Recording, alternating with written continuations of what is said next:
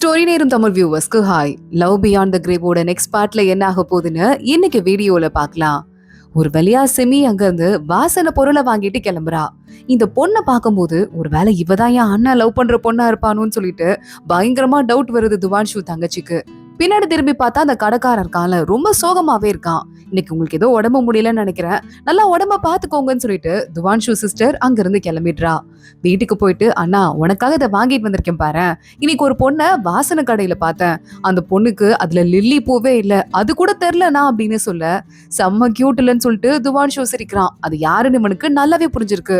அண்ணா அடுத்த பொண்ணுங்களெல்லாம் பார்த்து கியூட்னு சொல்லாத, உனக்கு கல்யாணம் ஆக போகுது, கொஞ்சமாவது பொறுப்போட இருன்னு சொல்லிட்டு தங்கச்சி பயந்துட்டு இருக்கா. அப்புறம் பாத்தியா உனக்கு பிடிச்ச மாதிரி இதுல நிறைய வாசனை பொருள் போட்டிருக்கேன்னு சொல்ல துவான்ஷு அதுல இருக்கிறதெல்லாம் வரிசையா சொல்லிட்டு இருக்கான். என்னன்னா முக்கியமா அதுல ஜாஸ்மின் இருக்கு, அதை சொல்ல மாட்டேங்கிற அப்படின்னு கேட்க துவான்ஷு பாக்குறான். ஜாஸ்மினோட வாசம் சுத்தமா எனக்கு தெரியல, ஒருவேளை சென்ஸை இப்படி மாத்தி மாத்தி டிரான்ஸ்பர் பண்ணிக்கிறதுக்கு இந்த மாதிரிதான் ஏதாவது எதிர்வன நடக்கும் போல அப்படின்னு மனசுல யோசிக்க ஆரம்பிக்கிறான். அண்ணனுக்கு வயசாகுதுல அதான் தெரியல அப்படின்னு கேஷுவலா சொல்லிட்டு அங்கிருந்து கிளம்பிடுறான். இங்க இன்னொரு பக்கம் சிமி நேரா உள்ள வந்துட்டு இருக்கா. அந்த எடுப்புடி பையன் இருக்கான்ல அவனை பாத்துட்டு இருக்கா. இங்க பாருங்க உங்களுக்கு வாசமே தெரியாது, எதுக்காக வாசனை பவுச்சுன்னு கேட்க, ஏன் என் மேல யாருக்காவது வாசம் அடிச்சா அது எனக்கு பிடிக்கும், அதுதான் தப்பா? கல்யாணத்துக்கு என்ன மாதிரி கிஃப்ட் கொடுப்பாங்க? நான் துவான்ஷுவோட கல்யாணத்துக்கு போறேன், அதுக்கு எனக்கு கிஃப்ட் வேணும்னு சொல்ல அவனுக்கு கிஃப்ட் கொடுக்க போறீங்களா? இருந்தாலும் ரொம்ப தான் அவனுக்கு நீங்க பாவம் பார்த்துட்டே இருக்கீங்க, என்னெல்லாம் நீங்க இந்த அளவுக்கு கண்டுகிட்டதே கிடையாதுன்னு சொல்லிட்டு நம்ம ஃபெங்கி அழுவுறான். அவனுக்காக நான் ஒரு கிஃப்ட் ரெடி பண்ணி வச்சிருக்கேன், சூப்பர் ஹெல்ப்பா இருக்கும் இது, இதை வேணா கொடுக்கவான்னு கேட்க, அது நீ கொடுக்குற கிஃப்ட், அதை நீ கொடுத்துரு, நான் வேற ஏதாவது கிஃப்ட் கொடுக்கணும் அப்படின்னு சொல்லிட்டு மறுபடியும் சிமி யோசிக்க ஆரம்பிக்கிறா. சூப்பர் பிலிம் காத்திருக்க போலயே அப்படின்னு ஃபெங்கி கரெக்டா கண்டுபிடிக்கிறான். இன்னொரு பக்கம் துவான்ஷு ஒரு கிளப் ஒண்ணுக்கு வந்துட்டு இருக்கான். அந்த கிளப்ல ஆல்ரெடி எப்பவுமே ஒரு பொண்ணை பாப்பான்ல, அந்த பொண்ணு கூட இப்ப ஷியன் இருக்காங்கன்னு வெளியே இருக்க பொண்ணு சொல்றா. ஆனா அந்த பொண்ணு தான் நான் இன்னைக்கு பாப்பேன்னு சொல்லிட்டு துவான்ஷு சண்டை போட்டு உள்ள போறான். அந்த பொண்ணு மியூசிக் கேட்கறதுல ரெண்டு பேரும் சேர்ந்து கேட்டா என்ன தப்பு, ரெண்டு பேருமே கேட்கலாமேன்னு எதிரிங்க ரெண்டு பேரும் சொல்லிட்டு வெளியே தானே காட்டிக்கிறாங்க. அவங்க ரெண்டு பேரையும் உள்ள ஒன்னா உட்கார வைக்கிறா. அந்த வெளியே கூட்டு வந்த பொண்ணு கதவை சாத்திட்டு போனதுக்கு அப்புறமா உள்ள ஒருத்தன் இருக்கான். இந்த பையன் வாங்க ஃபேமிலியோட இன்னொரு பையன் மினிஸ்ட்ரியில வேலையும் பார்த்துட்டு இருக்கான். ரகசியமா அவங்கள மீட் பண்ண வந்துட்டு இருக்கான். இந்த ரெண்டு பேரோட சேர்ந்து அவனும் சேர்ந்து 3 பேரா ரொம்ப க்ளோஸ் ஃப்ரெண்ட்ஸ் போல. கவர்மெண்ட்ல நல்லது நடக்கணுங்கிறதுக்காக பேக்ல வேலை பார்த்துட்டு இருக்காங்க. சூப்பரான ஒரு வேலையை பார்க்க போறோம், 17 இடத்தையும் நம்ம கண்ட்ரோலுக்கு மறுபடியும் கொண்டு வந்து போரில்லாத இடத்த உருவாக்க போறோம்னு 3 பேரும் சபதம் போட்டுட்டு இருக்காங்க. இங்க அடுத்து துவான்ஷு கிளம்பி வரான். நம்ம ஃபெங்கி இருக்கான்ல அதான் எடுப்புடி, அவனை பாக்குறதுக்கு வரான். எப்படிரா உனக்கும் சிமிக்கும் என்ன ரிலேஷன்ஷிப் இருக்கும் தெரிஞ்சுக்கிறதுக்கு அவனுக்கு ரொம்ப ஆர்வமா இருக்கு. உள்ள வந்ததும் புரிஞ்சிருச்சு எதுக்காக என் கூட சிமி இருக்காங்கன்னு உங்களுக்கு தெரிஞ்சுக்கணும், அதானே உட்காருங்க அப்படின்னு சொல்றான். துவான்ஷுவும் பக்கத்துல போய் உட்காடுறான். சிமிக்கு ஒரு அம்மா இருந்தாங்கன்னு தெரியும்ல, அந்த அம்மாக்கு தங்கச்சி இருந்தாங்க, அதாவது சித்தி சித்தப்பா இருந்தாங்க. அந்த குடும்பத்துக்கு பரம்பரை வளர்ந்துட்டே இருந்தது, அது உங்களுக்கு தெரியுமா? அந்த பரம்பரையில வந்த 20வது ஜெனரேஷன் நானு. என்ன சிமிதான் சின்ன வயசுல தூக்கி வளர்த்தாங்க, கொஞ்ச நாளைக்கு என்ன பாத்துக்கிட்டாங்கன்னு சொல்ல பிள்ளை மாறியா அப்படின்னு துவான்ஷுக்கு இப்பதான் சிரிப்பே வருது. உங்க கல்யாணத்துக்கு நான் ஒரு கிஃப்ட் வச்சிருக்கேன் அப்படின்னு வேகமா நம்ம எடுபடி ஒரு பேப்பர் கொடுக்குறான். அதுல போனி பூக்கள் கீழே விழுந்து 1 மாசம் ஆகுதுன்னு போட்டிருக்கு. அதாவது இந்த ராணி இருக்காங்களே, அந்த ராணி தான் போனி பூக்கள்ல ரொம்ப பிடிக்கும் அப்படின்னு சொல்லிட்டே இருப்பாங்க. அப்ப நான் 5th பிரின்ஸ்ன்னு சொல்லிட்டு கரெக்டா துவான்ஷு கேட்க ஆரம்பிக்கிறான். நல்ல கற்பூரம் மாதிரி உடனே படுத்திக்கிட்டீங்களே, இனிமே இந்த பேப்பர் தேவையில்லைன்னு அந்த பேப்பரை அந்த செகண்ட்லயே எரிச்சு போட்டுடுறான் அந்த எடுபடியும். எனக்கு எதுக்கு நீங்க ஹெல்ப் பண்ணணும், எதனால, என்ன ரீசன் அப்படின்னு கேட்க, என்னோட மூதாதையார் இருக்காங்கல்ல, நான் சிமிய தனியா இருக்கும் போது அப்படிதான் கூப்பிடுவேன், அவங்க இப்ப இருக்க மாதிரி முன்னாடி இல்ல. அவங்கள பத்தி ஒரு புக் இருந்தது, அவங்களாவே எழுதின டைரி, அது சின்ன வயசுல நான் படிச்சிருக்கேன். அதுல ரொம்ப செல்லம் கொடுத்து பாசம் காட்டி வளர்க்கப்பட்டவங்க அவங்க. அவங்களுக்கு கலரே கண்ணுக்கு தெரியாது, ஆனா அவங்க அம்மா சிகப்பு கலர் ட்ரெஸ் எடுத்து போட்டு விடுவாங்க, ஏன்னா அதான் அவங்களுக்கு அழகா இருக்குன்னு சொல்லுவாங்க. அந்த மாதிரி வளர்ந்த சிமி டெய்லி அவங்க வாழ்க்கையில என்ன நடக்குதுங்கிறத ஒரு ஒரு நிமிஷமும் சந்தோஷமா டைரி எழுதுவாங்க. இதை பார்த்தேன், இதை சாப்பிட்டேன், அவங்கள பார்த்தேன், இவங்களை மீட் பண்ண அப்படின்னு சொல்லிட்டு. ஆனா அந்த டைரி எதோட தெரியுமா முடிஞ்சுது? அவங்க அப்பா இறந்து போன அன்னையோட அந்த டைரி முடிஞ்சிருச்சு. அதுக்கப்புறம் அவங்க வாழ்க்கையில அவங்களே நிறுத்திக்கிட்டாங்க. ஒரு மனுஷியாவே இருக்கணும்னு சொல்லிட்டு அவங்க ஆசைப்படவே இல்லை. ஜஸ்ட் அவங்களை யாரும் புரிஞ்சுக்க தேவையில்லை, ஜஸ்ட் அவங்கள பார்த்து எல்லாரும் பயந்தா போதும்னு நினைச்சிட்டாங்க. ஆனா இப்போ நீங்க அவங்க வாழ்க்கையில 300 வருஷத்துக்கு அப்புறமா வந்திருக்கீங்க. அவங்க வாழ்க்கையை மாத்தக்கூடிய சக்தி உங்களுக்கு மட்டும்தான் இருக்கு. அவங்க வாழ்க்கையில ஹாப்பியா இருந்தாங்கன்னா அதை விட எனக்கு வேற எதுவுமே தேவையில்லை. சோ அதனால நான் உங்களுக்கு ஹெல்ப் பண்றேன் அப்படின்னு சொல்லிட்டு இருக்கான். துவான்ஷு எந்திரிச்சு அவனுக்கு ஒரு பெரிய கும்பிடு போட்டு பண்ண ஹெல்ப்புக்கு ரொம்ப தேங்க்ஸ்ன்னு சொல்லிட்டு அங்க இருந்து கிளம்பிட்டு இருக்கான். சூப்பர்ல இந்த பையன் கெத்து இல்ல அப்படின்னு அங்க எடுபடி சொல்லும் போது ஷீஜி அங்க வந்துடுறா. மருந்த குடிங்கன்னு சொல்றா. எனக்கு இருக்கிற வியாதி சரியாவே போகாது, மருந்து குடிக்கிறதால எனக்கு எதுவும் ஆகாது பெருசான்னு உனக்கே தெரியும், அப்புறத்துக்கு இப்படி கொடுத்துட்டே இருக்க, நீ எங்க இருந்து வந்திருக்கியோ அங்க கிளம்பி போயிடு, உன் வாழ்க்கைய பாத்துக்கோன்னு சொல்ல மருந்து குடிங்க அப்படின்னு ஷீஜி சொல்றா. சரி குடிச்சிடுறேன் அப்படின்னு அவனு வேகமா வாங்கி குடிச்சிட்டு இருக்கான். இங்க இன்னொரு பக்கம் முக்கியமான டாக்குமெண்ட்லாம் ரெடி ஆயிட்டு இருக்கு. பார்த்தா இந்த 5வது பிரின்ஸ் இருக்கான்ல, அவனை பட்டத்து இளவரசன் ஆக்குறதுக்கு அவங்க அம்மா ட்ரை பண்ணிட்டு இருக்கா போல. அந்த இடத்துக்கு இந்த வாங்க பிரதர் இருக்கானே துவான்ஷுவோட இன்னொரு சீக்ரெட் ஃப்ரெண்டு, அவன் வந்துடுறான். இந்த இடத்துலயே நீங்க தங்கி இருங்க அப்படின்னு. ஆனா அந்த 5வது பிரின்ஸ் எதை பத்தியும் கண்டுக்காம நகை பணத்தை பத்தி மட்டும் பாத்துட்டு இருக்கான். 5வது பிரின்ஸ் கிட்ட அவங்க அம்மா ஓடி வந்துடுறா. நடக்கிறதெல்லாம் பாத்தீங்களா, டியூக் இனிமே நமக்கு ஹெல்ப் பண்ண மாட்டான் போலன்னு சொல்லிட்டு நைட்டு நேரத்துல வந்து சொல்லிட்டு இருக்கா. நீங்க எங்க ஹெல்ப் பண்ணுவீங்களா மாட்டீங்களான்னு.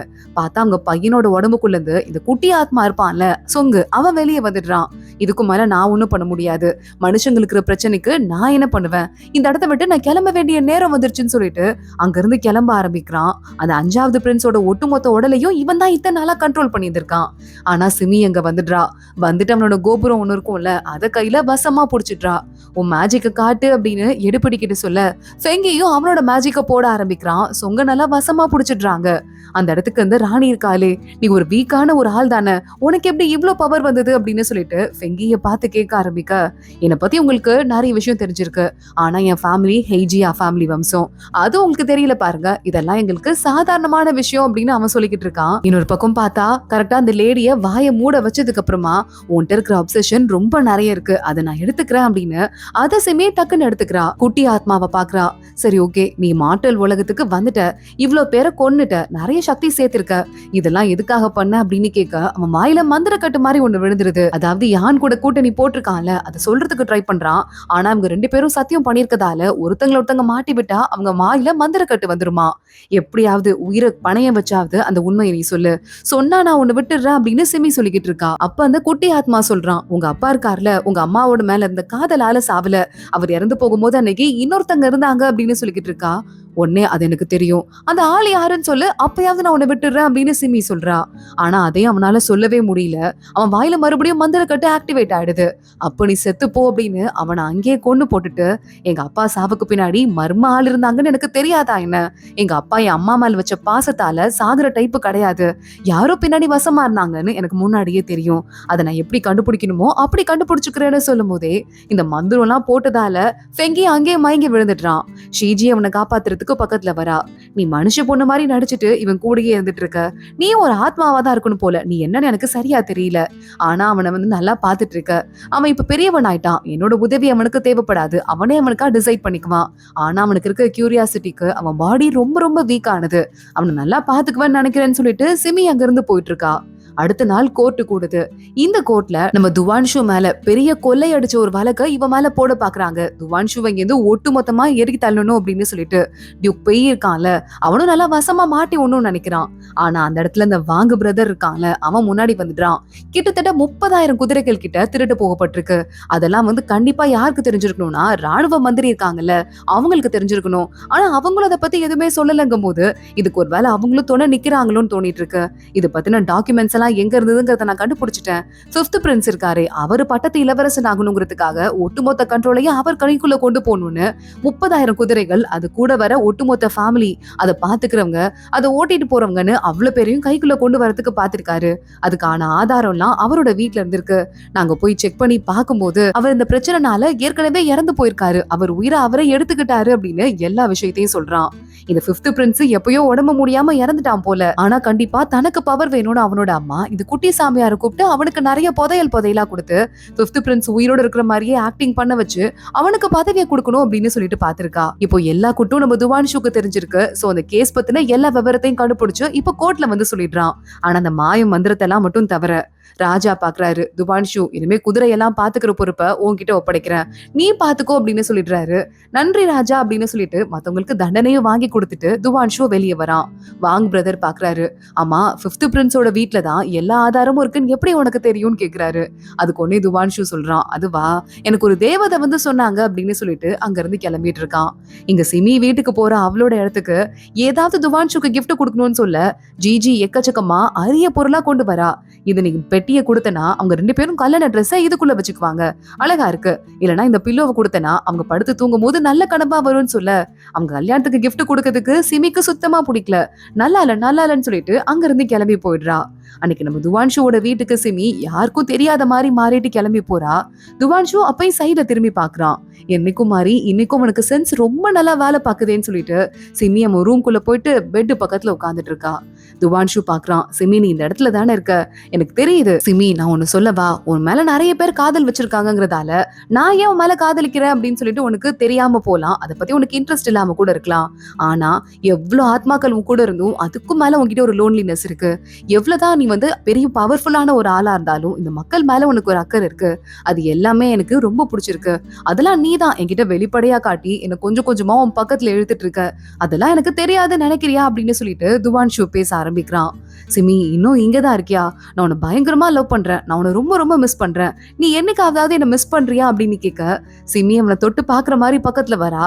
நீங்க தானே இருக்கன்னு அவன் கேட்டதும் தள்ளி போயிடுறா. எனக்கு ரொம்ப இப்ப வேலை நிறைய இருக்கு, ஆனாலும் அப்பப்போ ஞாபகம் வருது, உன்னை அப்பப்ப மிஸ் பண்றேன் அப்படின்னு சொல்லிட்டு சிமி அங்க இருந்து கிளம்பிடுறா. அடுத்த நாள் காலையில துவான்ஷுவோட கல்யாண ஊர்வலம், பொண்ணு கூப்பிடுறதுக்காக துவான்ஷு கிளம்புறான். நல்ல பயங்கர ஜாலியா சிரிச்சுட்டே பல்ல காட்டிட்டு வந்துட்டு இருக்கான். சிமி தூரமா நின்னு நம்ம ஃபெங்கியோட பாத்துட்டு இருக்கா. ஃபெங்கி சொல்றான், நான் எனக்கு ஒரு ஹெல்ப் பண்ணிருக்கேன், அந்த உண்மை எனக்கு தெரிய வரப்போகுதுன்னு மனசுக்குள்ளேயே யோசிச்சுட்டு இருக்கான். துவான்ஷுக்கு ஏதோ ஹெல்ப் பண்ணிருப்பான் போல. துவான்ஷு ஊர்வலம் வந்துட்டே இருக்கு. சிமி பாக்குறா, எவ்வளவு அழகா இருக்கான் பாரு அப்படின்னு மனசுக்குள்ளேயே யோசிக்கிறா. என்ன கலர் ட்ரெஸ் போட்டிருக்கான் அப்படின்னு கேக்குறா. ரெட் கலர் போட்டிருக்கான் அப்படின்னு சொல்லிட்டு கல்யாணம் பண்றவங்க எல்லாம் அந்த கலர் தான் போட்டிருப்பாங்க அப்படின்னு எடுபடி சொல்லிட்டு இருக்கான். இதுக்கே மக்கள்லாம் அவ்வளவு ஹாப்பியா இருக்காங்கன்னு தெரியல, அவங்க வேலையை பார்க்க வேண்டியதானு சிமி வயிறு எரிஞ்சிட்டு இருக்கும் போதே துவான்ஷு அவ்வளவு தூரமா இருந்து பார்த்துட்டு கையில ஒரு பூ வச்சிருக்கான். இந்த பூ சிமியோட பவர்ல வந்த பூ. அந்த பூவை கொண்டு வந்து நம்ம துவான்ஷு கிட்ட கொடுத்தது நம்ம எடுபடி ஃபெங்கி தான் போல. அந்த பூவை லைட்டா அவன் ஒரு பிரஸ் பண்ணதுமே அதுல இருக்கிற மந்திர பவர் நேரா சிமியோட நெத்திக்குள்ள போகுது. அதாவது இவங்க அதை சென்ஸ் எல்லாம் மாத்திப்பாங்கல்ல, இந்த பூ வச்சுதான் மாத்திக்குவாங்க போல. துவான்ஷு சிமியவே கேட்காம அவளுக்குள்ள ஏதோ ஒரு சென்ஸ் அனுப்பிடுறான். சிமி டக்குன்னு ஷாக் ஆயிட்டு கண்ணை மூடிட்டு கண்ணை திறந்து பாக்குறா. ஆனா கலர் எல்லாம் பாக்குற பவரை இந்த தடவை நம்ம துவான்ஷு கொடுத்திருக்கான். துவான்ஷுவை ரெட் கலர் ட்ரெஸ்ல பாத்துட்டு எவ்வளவு அழகா இருக்கான், சிகப்பு கலர்ல ரொம்ப அழகா இருக்கான்னு சொல்ல நம்ம ஃபெங்கி சிரிச்சுட்டே பாத்துட்டு இருக்கான். எல்லாம் ஏன் ஹெல்ப் தான் அப்படின்னு சொல்லிட்டு துவான்ஷு அங்க இருந்து கிளம்பி போயிட்டு இருக்கான். பாரு எவ்வளவு அழகா இருக்கான்னு சொல்ல, என்ன சொன்னீங்க, நல்லா காதுல கேட்கல மேடம் அப்படின்னு மறுபடியும் கேட்டுட்டு இருக்கான் நம்ம ஃபெங்கி. வாய் மூடு, அடி வாங்காத, இதெல்லாம் ஓம் பிளான் தானா, கலர்ல பாக்கும்போது ரொம்ப ரொம்ப அழகா இருக்கான், அது தெரிஞ்சுதான் அவனை கலர்ல பாக்குறதுக்கு என்ன வச்சிருப்பான் போலன்னு சிமி சொல்லிக்கிட்டே இருக்கா. பார்த்தா கரெக்டா பொண்ணை கூப்பிடுறதுக்கு துவான்ஷு உள்ள போறான். அப்பன்னு பார்த்து ஒரு கொல்ல கூட்ட ஆளு வந்து கல்யாண பொண்ணு அங்க இருந்து கூட்டிட்டு திருடிட்டு போயிட்டு இருக்க. துவான்ஷு என் கையில அடிபட்டுருச்சு, என்ன வெட்டிட்டு அவங்க பொண்ணை கடத்திட்டு போறாங்க, நான் சும்மா விட மாட்டேன், காப்பாத்தாம விட மாட்டேன் அப்படின்னு சொல்லிட்டு துவான்ஷு வேகமா குதிரை எடுத்துட்டு பின்னாடியே கிளம்பி போயிட்டு இருக்கான். இது என்ன பிளான், என்ன நடக்குது, வா பாக்கலாம் அப்படின்னு சிமி வேகமா அங்கிருந்து என்ன கூட்டிட்டு போ, அவங்களை துரத்தி கூட்டிட்டு போ அப்படின்னு ஃபெங்கிய பார்த்து சொல்றா. நீங்களே போக வேண்டியதானேன்னு கேட்க, சென்ஸ் இருந்தா எனக்கு பவர் இருக்காதுன்னு கூட உனக்கு தெரியாதா, இல்லன்னா நான் ஏன்டா உன்கிட்ட ஹெல்ப் கேட்க போறேன்னு சொல்ல, அட ஆமா இல்ல அதை மறந்துட்டேன் அப்படின்னு சொல்லிட்டு ஃபெங்கி அவளை கூட்டு போயிட்டு இருக்கான். அந்த பொண்ணை கடத்திட்டு போறவங்களுக்கு 2 பேர் ஹெல்ப் வேற பண்ணிட்டு இருக்காங்க. அது யாருன்னு பார்த்தா துவான்ஷுவோட 2 அசிஸ்டன்ட்ஸ் இருப்பாங்கல்ல, அவங்க தான் அந்த ஹெல்ப்பையே பண்ணிட்டு இருக்காங்க. கரெக்டா அந்த பொண்ணு இறங்கி வரா. உள்ள இன்னொரு பையன் இருக்கான், அவனும் இறங்கி வரான். யாருன்னு பார்த்தா இந்த வாசனை கடையில வேலை பார்த்துட்டு இருந்தான்ல, அந்த கடை வச்சிருந்தானே அந்த பையன். அவனும் இந்த வாங்கோட சிஸ்டரும் லவ் பண்ணிருப்பாங்க போல. சாரிங்க, நாங்க 2 பேரும் லவ் பண்றோம், அது துவான்ஷுக்கு தெரிஞ்சிருச்சு, எங்களுக்கு ஹெல்ப் பண்றதுக்காக தான் அவர் இப்படி ஒரு டிராமா போட்டாருன்னு சொல்ல, அப்போ துவான்ஷு கல்யாணம் பண்ணிக்கலையா அப்படின்னு சிமி கேக்குறா. அதுக்கு உடனே வாங்கோட சிஸ்டர் அவர் மனசுல வேற யாரோ ஒரு பொண்ணு இருக்காங்களாம், அந்த பொண்ணு ஓகே சொல்லாட்டி எத்தனை வருஷம் ஆனாலும் சிங்கிளா தான் இருப்பேன்னு அவர் என்கிட்ட சொல்லிட்டாரு, அதனாலதான் எங்களுக்கு ஹெல்ப் பண்ணாருன்னு சொல்ல சிமி மனசு லைட்டா மாற ஆரம்பிக்குது. இங்க இருந்து கிளம்புங்கன்னு சொன்னதும் அந்த 2 பேரும் அங்க இருந்து ஓடிடுறாங்க. துவான்ஷு உள்ள போறான். எவ்வளவு தூரம் போயும் அப்பா அவங்களை என்னால பிடிக்க முடியலப்பா, பொண்ணை கடத்திட்டு போயிட்டாங்க, அந்த பொண்ணு என்ன நம்பி வந்தா, என் கண்ணு முன்னாடியே கடத்திட்டு போயிட்டாங்க, ஆனா என்னால காப்பாற்ற முடியாத குற்றவாளி ஆயிட்டேன், இன்னைக்கு சத்தியம் பண்றேன் அந்த பொண்ணை மறுபடியும் கண்டுபிடிச்சு நான் கூட்டு வருவேன், ஒரு வேலை கூட்டு வர முடியாட்டி அந்த பொண்ணு நினைப்பாவே வாழுவேன், இதுக்கப்புறம் கல்யாணமே பண்ணிக்க மாட்டேன் சத்தியம்னு சொல்லிட்டு கத்தி எடுத்து கையெல்லாம் வேற கட் பண்ணிக்கிறான். அவங்க அப்பாவுக்கு ஹார்ட் அட்டாக்கே வர மாதிரி இருக்கு. அந்த பொண்ணு இல்லைன்னா நம்ம குடும்பத்துக்கு வாரிசே கிடையாதா அப்படின்னு சொல்லிட்டு பயங்கரமா ஷாக் ஆயிடுறாரு. சுத்தி இருக்கிற கெஸ்ட் முன்னாடி சொன்னதால அவங்க அப்பாவால எதுவும் சொல்ல முடியல. இங்க பார்த்தா நம்ம சிமி ஒரு இடத்துக்கு வரா. துவான்ஷு தான் இங்க அனுப்பியிருக்கான். துவான்ஷுக்கு அவங்க அப்பாவும் அம்மாவும் வாழ்ந்த இடம் தெரியும்ல, அதை அப்படியே இந்த பூமியில கிரியேட் பண்ணியிருக்கான். அதை பார்த்துட்டு சிமி பயங்கரமா இம்ப்ரெஸ் ஆயிடுறா. அப்படியும் இப்படியும் போய் சுத்தி சுத்தி பார்த்துட்டு இருக்கா. எனக்கு ரொம்ப பிடிச்சிருக்கு அப்படின்னு துவான்ஷு அங்க வந்துடுறான். பிடிச்சிருக்குல்ல சிமி, உனக்காக தான் பண்ணேன் பாத்தியா, பெட்டு கட்டி நான் ஜெயிச்சிட்டேன், என் அப்பாவையும் சமாளிச்சுட்டேன், அதே மாதிரி எனக்கு பிடிச்ச பொண்ணோட நான் பக்கத்துல வந்து நின்னுட்டு இருக்கேன், நீ என்ன லவ் பண்ற சிமி, அதை ஒத்துக்கோ, இன்னும் எத்தனை நாளைக்கு தான் அதை ஒத்துக்காமலே நீயே வீராப்பா சுத்திட்டு இருக்க போற அப்படின்னு கேள்வி கேட்கிறான். அதோட தான் இன்னைக்கு எபிசோட் முடியுது. அடுத்தடுத்து என்ன ஆக போகுது தொடர்ந்து பார்க்கலாம். இந்த வீடியோவை லைக் பண்ணிக்கோங்க, மறக்காம நம்ம சேனலுக்கு சப்ஸ்கிரைப் பண்ணிட்டு பெல் ஐக்கானையும் கிளிக் பண்ணிக்கோங்க.